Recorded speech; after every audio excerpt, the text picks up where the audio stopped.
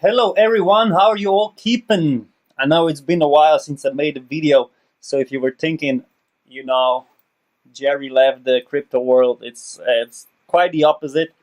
I've been really busy lately, doing some really exciting stuff. I was actually contacted by this ICO. They wanted me to help them with ICO, but then I refused that. I didn't thought that was really good coin, so I wouldn't tell you which coin it is. And then we were developing bot as well, and then there was another guy uh, that I was trying to get on this channel, um, and we were kind of setting this up. And I was really busy trading, and I was quite successful lately, so that was great.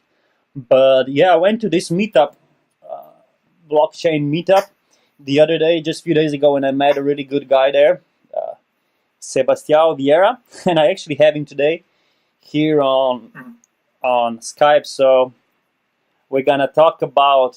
He's gonna cover some fundamentals. I'm gonna talk about some TA, and we gotta bring you some great value there. So I have him on the other side. Hey, Hey, how's it going? good. How are you? Not too bad, not too bad. Good. So yeah, can you tell us just before we start this? Can you just tell us a little bit? So Sebastião Vieira, did I pronounce this right? Yeah, Sebastião Vieira, yeah. Um, cool. I mean, I guess I just give you I just talk briefly how did I get involved in crypto Sure. and also, well, actually, it's been what? Oh, it's been like it was 2017 summer, like late summer, I guess. Okay. I've heard of I have heard at that point of Bitcoin many times, but I've never really been like, oh, okay, I want to just like to buy it or whatever. But at some point in June, July, I got really interested again, and I started just looking at stuff, like doing lots of research, start like trying to talk to people, and and yeah, like I think it's something that I always say about crypto. It's like a raptor roll. Once you start like going inside, you kind of you just go like dive in deeper and deeper. So yeah, seeing last summer, I've been like just doing some trading. I invested in some ICOs. Also, like I learned a lot. I learned a lot with the bull market. I'm learning a lot with this bear market. So yeah, I think it's a slow process, but it's absolutely like it's just it's crazy, but it's really rewarding. I can say, I guess. Yeah, it's kind of a good time to learn as well, right? Isn't it? What do you think? Like with this bear market, it seems kind of like it's hard time to make money, but at least for me, I think it's a really good learning experience.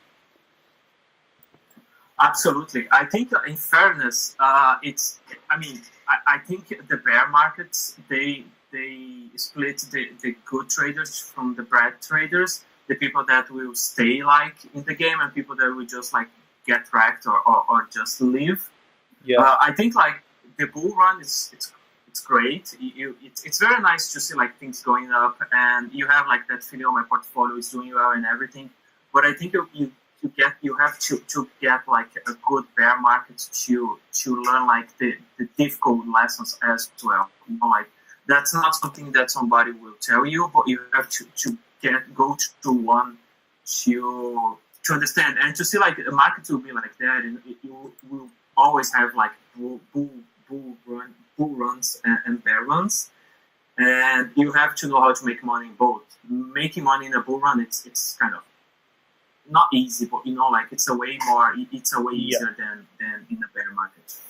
Yeah, I think you made a really good point there. It splits the market, and I was looking at a lot of the statistics how on Google search the interest for Bitcoin and for crypto is going down since December, and I can also notice like when it comes to my channel how like the views are going and basically down. It's not that much interested. I get less. But I think like the people that are staying in, there's still money to be made, and now is the time to learn and to find those coins. So we're gonna keep this, I think, like nice and short. So we were talking about. And actually, I have your internet site open just here in front of me. If you want to say a few words about it, it's just like you made this yourself, did you? Yes, I did actually. So yeah, the idea behind Mix Crypto was when I started, I just like there is way too much content there, and not you don't find really many places when there is like curated content. You know, like good content that has been like analyzed for someone that you know like has some experience in these markets. Because the thing about crypto, you get like lots of random people just saying like random stuff. Yeah. And again, in a bull run, it's easy to say that this or that coin is good or because everything's going up. But in a bear market, like the need of information gets just like bigger and bigger. So that was the idea behind the site. I wanted to add some curated content. I want to add like some analysis, some reviews, some fundamental reviews of some coins there. I'm still working on that actually. I put the site up, and then like the bear market came. Then I moved my attention to something else. But still, like it's an ongoing project, and hopefully it will be able to provide like content to have anyone interested in crypto. So how long, for instance, does it take you to make an article? You know, because I see you have a really nice quiz. I made that quiz. It's good. I actually didn't know one answer, which is, you know, everybody is learning. Like we're all learning. So how long does it take you for to make an article like this? How much time and effort does it take? Actually, the quizzes are just like just touching on them. They are like the initial idea was just to have a web page with like different quizzes there, because I think they help you to learn. Yeah. But then like it grew to the whole website. It depends like what going to your question, like how long it takes to, let's say, to build like understandable and a useful analysis of a coin or a project or whatever. It depends pretty much of what kind of project you're talking about. You know, like you have to go to my approach is I try to read as much as everything that I can find about the project. I try to get through, and then like I try to filter, because once you see like maybe a blog post about like a project, there is no way that you know if that guy is invested on the project or not. Maybe he's just trying to seal like his own bag just to dump back down the road or something like that. Yeah. So like it does take I can say like up to 20 hours or something like that, depending on the size of the project. Yeah. You have just to go to read as much as you can. And I have a tech background. Okay. I'm a software engineer. So that also helps, because it's not only about the project. Some people that have like crazy ideas or great ideas that they look great in paper. Maybe they have like a great video made there. But when you look at the code base, it's a mess, or sometimes there is even nothing there. So yeah, it's a mix of different things. I think like having like some tech helps me to just to go through some of these code bases and see like if what's here, if it's something useful, if it's something that's really doing what they say that it does, or if it's just like some placeholding or something like that. I hear you. Yeah, cool. So your background is in software engineering, is it? Yeah.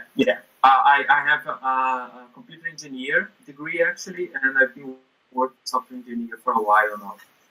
Okay, fair enough. So yeah, we had a little bit of chat yesterday actually about, you were talking about Solidity and you were talking about Python and like today what we did, we went through some of the coins, and today on this video we're just gonna cover one because we think it's kind of like interesting. But so about Monero, and I also see that on your internet site you have a Monero. So can you talk about Monero a little bit when it comes to like why do you think it's interesting? Can you talk about like when it comes to the code and the programming languages and what? Because it seems like you like Monero just from the internet side, and we also had a technical analysis, and we'll go into that later. But yeah, can you just talk about from as a software developer and somebody who's interested in crypto about Monero? Yeah, sure. Just like actually a big picture, just to keep it brief. I think Monero is a great coin. Actually, it's one of my favorite, if my favorites, if not my favorite. I think Monero touches and solves a problem that might be in crypto, and that's why that's they're pretty much solving a problem that's what started crypto, with like privacy. Okay. There's like lots of people that they think Bitcoin is private, but Bitcoin's it's if they get your their addresses, their wallets, they are obviously private. So like your name's not linked to them, but if your name can be linked somehow to a Bitcoin wallet, they can track down all your history of transactions and everything. So they can pretty much like know everything you did. Okay. From that wallet or to that wallet. So like Monero kind of solves that. Okay. Monero offers like through like a few different technologies like ring signatures, stealth addresses. It offers like privacy and it's secure enough. It's Monero actually. I was actually just having a look at their website, but the four main things from Monero, like it's secure, it's private, it's untraceable, and it's fungible. And some of the things that Bitcoin don't offer. Also, I really like the way that Monero. I really like the way it works in order that there is no like a central figure in Monero. Like it's pretty much like most things are doing, or everything is doing by the community. You don't have like a single point of failure. Yeah. In Monero, you have the Monero core team, which like some people argue that might be a single point of failure, but I don't believe it is, because I think the guys that are loose enough, they keep it open in a way that anyone just can get there and do stuff and contribute with the project and everything. I think that's great. They're really community driven. Yeah. And I think just like another point that seems silly, but once crypto in general, it's so like it's built on the premise of building communities. So like having a community as strong as Monero, it does like help, and it's quite important. Yeah. I think like there's something that I really find that nice about Monero is like it's loved by many and hated by very few, which like it's one of the very few coins that you get this sort of sentiment. So yeah, it's not like Mike Tyson, because Mike Tyson said like hated but by many, respected by all. No, hated by many, loved by few, respected by all. So it's not like Mike that's Tyson. The opposite case. Yeah. So yeah. but yeah, actually, when you were talking about the team, I think I was just reading about Monero. When you were talking about the core team, I was reading about a month ago or so that they accepted a new team member, and they are kind of like really a new team member in the core team, and they're strict, but strict in a sense that they put people in their team that are really providing a lot of value to the community. So that definitely is a good point there, like good mindset to have. But what about like privacy? You're talking about a lot about privacy, and also here on your internet side, the first thing is Monero is secure. Okay, second one, it says private. Do you think that can be a problem? Like, private. The first thing when I hear private, I think of like, guns and pornography and like drugs and all that. Do you think there's is that a negative as well, or why do you think is that a good idea? Because you said it's a really good idea. Why do you think that? I think like we have on the financial system in general, we have a big issue with privacy in general nowadays. You can like it doesn't matter, because sometimes we focus like on on the bad side of being private, which is pretty much like what you just said, like drugs and guns and all these sort of things that they already exist there.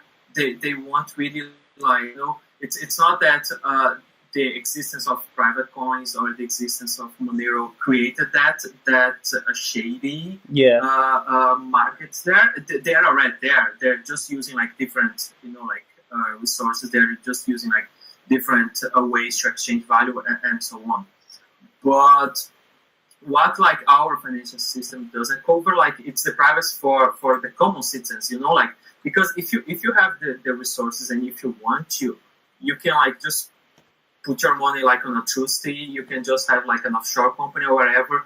But if as a person I just want to keep like some of my savings private, or if I just want to not to have this, let's say, not to have data exposed in some ways, I think there is very so like there is many tools for the bad guys, and I hate to use the term bad guys and good guys, but there are like many tools for the bad guys, and there are not many tools to the good guys. Okay. And as I mentioned, like one of the things that crypto came for was to give like individuals more control over their financials, over their privacy in general. And I think it's a great thing. We will always have like some people that will misuse that, and yes. I think that's human nature. Well, I think these sort of people they have to be tackled like in a different manner. You can't punish like all because of fear. That's my take. That's a really good point. And actually, like lately, privacy is a big debate. Like with Facebook, there was like 50 million accounts where they use their private information. And I mean, like just in general, I think where people say that privacy is gone, but I still think like we need a little bit of sense of privacy and sense of control in our life. That's because, and also if you track, like reading books and all, if you track somebody's money, somebody's consumption, you can actually read everything that he's doing, because like money is the source. Like follow the money and you're gonna find out everything about the person. You're gonna see what is he spending his time on, what is he doing. So yeah, definitely it makes sense, and thank you for that insight. So yeah, we were looking at a few different coins today, so and we're gonna just talk about Monero for today. We're gonna make more videos in days to come. But it was interesting because, like, the approach that we had is we were just starting the call, and I asked you about a few fundamentals because you're more like focused on fundamentals. You also do trading, but obviously with your background, and I was kind of like covering the technical analysis. So I'm gonna shift now to technical analysis now. So here it was, if you guys saw or if you didn't, there was on CNBC, they had a news and they said this channel for Monero, it's kind of forming a nice support, and this is on logarithmic scale. So we have this black line here as a channel, and they said that okay, it's gonna bounce here and then we can go up to the moon, because like obviously we're not the only ones who are paying attention to Monero,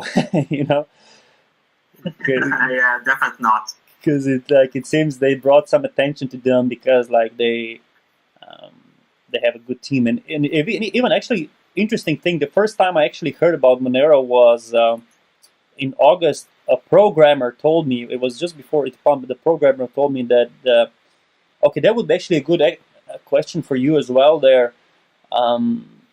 About mining, he said that Monero is easier to mine than Bitcoin. Something about graphic cards. Would you know anything about that? Yeah. It comes down to. I'm not like an expert on mining. I'm really interested actually, but I live in an apartment, so I just have no space whatsoever. Yeah. But yeah. The biggest difference is and that was a great question actually. That is a great question, because it talks like in the behavior of the Monero core team on their approach to the market. But let's go. So Bitcoin uses an algorithm that's called SHA-256, Okay. which the algorithm that you mine to create Bitcoin.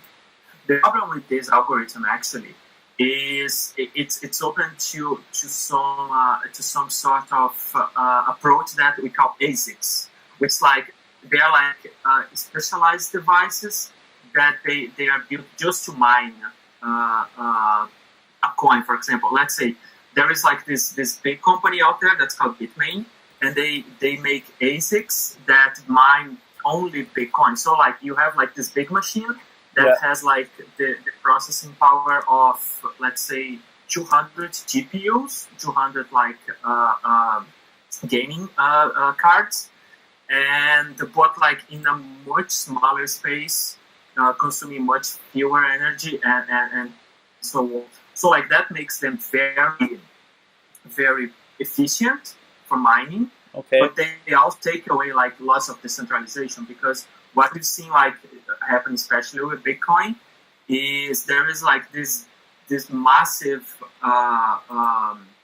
mining operations in China, and you can just beat them, because they have hundreds of thousands of ASIC devices just running in their premises there. Yeah. You as a retail miner, as just a hobbyist, you would never be able to meet with these guys. Yeah. So an approach that Monero takes on mining, which I think it's really, really good, really, really cool, is they have a post on their official website just a few days ago about that. It's they actively combat ASICs in the Monero blockchain. So how does it work?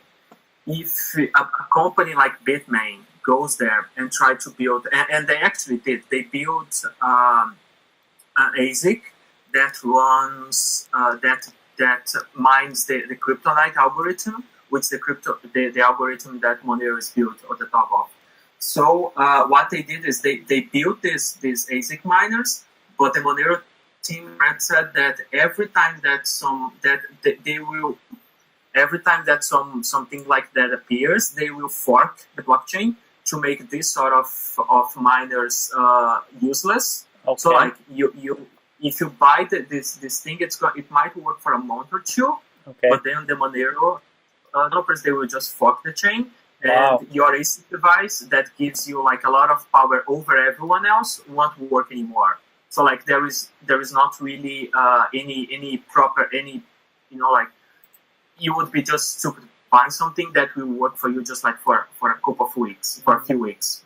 Wow, wow. And yeah, that's great. That's great because it prevents centralization. Because if these devices happen, and they are way more expensive than GPU cards. Yeah. Again, they are way more powerful, way more efficient, which kind of balances it. But if that happened to the Monero blockchain, as it happened to the Bitcoin blockchain, probably Monero would follow the same path that Bitcoin did, which is just a few bigger miners, not a few, but just a few thousand bigger operations in China and some other places that the electricity is cheap enough. Yeah. And I think that's a great approach, and that just makes me like more Monero. Wow, that's really, really good. I actually didn't know that. So basically, you can mine Monero with a normal graphic card, is it? You can, yeah, you can mine Monero with a graphic card, and yeah, again, it's a currency it's kind of well known, and there is I'm not sure about how big is the hash power right now on the Monero in the Monero network. Okay. But it's going to be very tough to you to make a return just using one graphic card. But you can use let's say 3 or 4 and actually make some money out of Monero. Wow. Well, this is actually a really, really interesting point because you talked about decentralization, and there was a lot of debate about Bitcoin being less and less decentralized. And for those guys who are less technical, it's just basically there are different nodes, they call them, and if you have them spread around, it's the transactions are validated, and none of them has the power through those validation. But if you have these big data centers that I was showing you here, the pictures before, these big data centers, and there are a few of them that are really humongous for Bitcoin, you take away basically that decentralized power. So there was a lot of debate. So that's a really, really good point there. Yeah. So yeah, that's really interesting. So yeah, looking back at the chart, like for me personally, I heard about Monero. It was just after, yeah, just before this pump. Actually, I got in just before that. I mean, kind of lucky because a programmer um, told me about it, that it's cheap to mine and all that. But yeah, okay, this was in the past, but let's look at, do some TA. As I said before, we have this black line here, and this is kind of like a trend line, and it's on logarithmic scale. And we are anticipating the bounce here, and you can already see that it bounced once and it bounced the second time here, actually the third time. So on CNBC they were saying, okay, we're expecting a big bounce here, and then we're gonna go way up higher. Now the thing that I'm kind of like cautious about is that we're having this volume decrease here. So just like here, because what we want to see is we want to see a confirmation. So let's say that the price starts to move up higher. We want to see this confirmed by increasing volume as well, but the volume is falling down, which is generally like in crypto since December, the volume is kind of generally going down. But it's definitely worth looking at Monero, and we actually, I mean, me personally, I actually just entered a position there in Monero. I put a limit order. I don't think I was filled there because I just put it in $207 on Bitfinex. But I would be really cautious about this, because the last thing that we want to do is get what it's called bull trap. So we might have a false bounce. This actually happened to Bitcoin in January. We had a bounce of the trend line, and the volume was not there. So what happens after that is it goes just the other direction, and it goes really, really aggressively the other direction. So it's really something to watch for all the long-term buyers, this is, and for the short-term, because we're going to see, I think, in the next few days, if this is confirmed, if we start seeing the volume pick up, we see the bounce with all these fundamentals, we might have a nice run up. And if not, then we can just look at other support areas. And I put this, like, this is a really strong support area there, because obviously we're, fundamentally looking, we're kind of like bullish on the coin. So it's just about the timing, right? Like lately I've been doing a lot of research, because when I started this channel, I was mainly talking about technical analysis, but lately I've been really focusing on fundamentals as well, because if you have both, you combine, you have a really, really powerful analyst. So looking at all the things that Monero is doing, it's long term, it's definitely bullish. Now it's just about figuring out where to buy it. And none of this is a financial advice, we have to say. This is just our opinion. We don't take, if you do anything, you do it at your own risk. But looking at this is a really strong zone here at around 144 and 154. We saw that it bounced here with a long wick and second time. So I think if we don't start turning around now, it's just a matter of time, like when we start to, probably here. And I'll just throw in some Fibonacci if we have some. Okay, we have 786 area around there, which is kind of cool, but it's 618, it's around here. So we're gonna definitely find some resistance around here when we have moving average 15. Exponential is here, and we also have 618. So it's gonna be really interesting to watch in the next few days. I'm actually more angling towards I put a limit order here to buy, but this is like a short term because I think this is the most possible scenario that it just looking at the volume and also because it didn't bounce really strongly here. If it did bounce, I would actually already expect this to bounce higher. So I think this is a possible scenario that we might actually even come to 50 MA here to this orange line. And if there's not enough volume, go back here and then, go up higher. But I think we'll keep you guys updated with this thing. And yeah, Sebastião, thank you so much for for sharing your ideas with us. My pleasure. It was really cool. Like I'm so excited that we actually met this at this meetup, and we're definitely gonna do more of this stuff because I think combining, as I said, combining fundamentals and technical analysis is really, really powerful. So yeah, thank you so much, Sebastião, for joining me today. Do you hold Monero at the moment?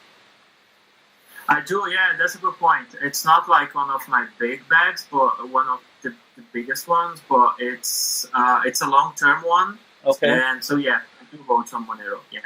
All right. So just curiosity, when did you kind of buy in? Was this just lately, or are you a long-term holder, or when did you gonna?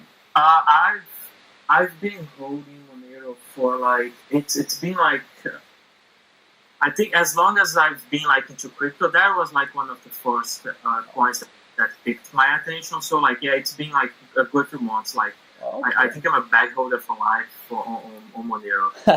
Really good, really cool. Yeah.